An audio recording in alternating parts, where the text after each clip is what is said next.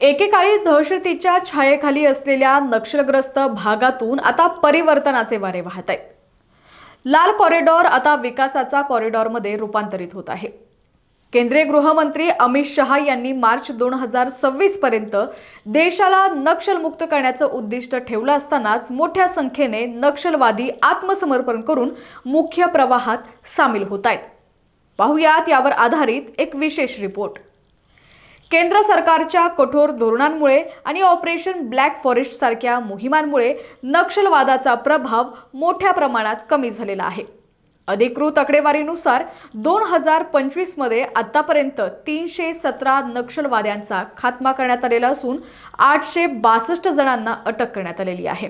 आणि सर्वात महत्त्वाची बाब म्हणजे 1973 नक्षलवाद्यांनी हिंसेचा मार्ग सोडून आत्मसमर्पण केलेलं आहे। आत्मसमर्पण करणाऱ्या या तरुणांच्या हातात आता बंदुकीऐवजी कौशल्याची साधनं आहेत। छत्तीसगडच्या सुकमा जिल्ह्यात 35 माजी माओवाद्यांना गवंडी कामाचं प्रशिक्षण दिलं जात आहे। हे तरुण आता प्रधानमंत्री आवास योजनेअंतर्गत घरं बांधण्याचं काम करणार आहेत।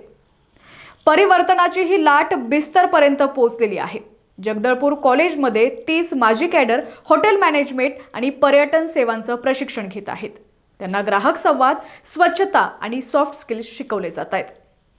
इतकाच नाही तर 75 माजी कॅडर्सना 5G स्मार्टफोन देण्यात आलेले आहेत, जेणेकरून ते डिजिटल शिक्षण आणि सरकारी योजनांशी जोडले जातील।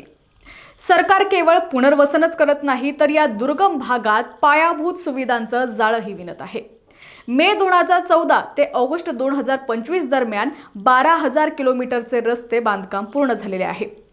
90 जिल्ह्यात 1,804 बँक शाखा आणि 37,850 बँकिंग करस्पॉन्डन्स कार्यरत आहेत। दुर्गम भागात 4G सेवेसाठी 8,527 मोबाईल टॉवर्स उभारण्यात आलेले आहेत। नक्षलग्रस्त जिल्ह्यांची संख्या 18 वरून 11 वरती आलेली असून सर्वाधिक प्रभावित जिल्हे केवळ 3 उरलेले आहेत।